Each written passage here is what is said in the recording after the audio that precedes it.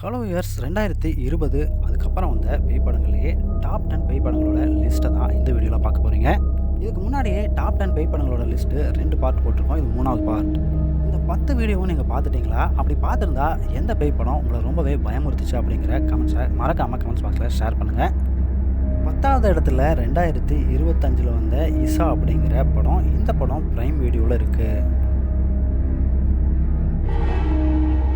9வது இடத்துல தி டோர் அப்படிங்கிற படம். 2025 வந்த இந்த படம் ஜியோ ஹாட்ஸ்டாரில் இருக்குது. 8வது இடத்துல 2023 வந்த கருங்காப்பியம் அப்படிங்கிற படம். இந்த படம் பிரைம் வீடியோவில் இருக்குது.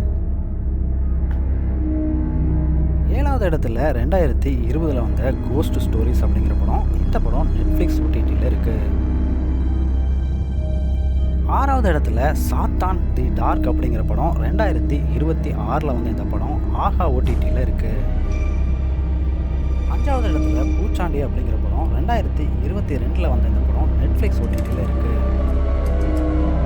4வது இடத்துல 2025 வந்த உடைலா 2 அப்படிங்கிற படம். இந்த படம் பிரைம் வீடியோவில் இருக்குது.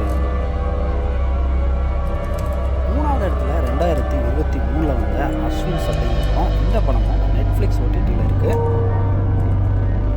2வது இடத்துல பிண்டம் அப்படிங்கிற படம். 2023 வந்துச்சு. பிரைம் வீடியோ OTTயில் இருக்குது.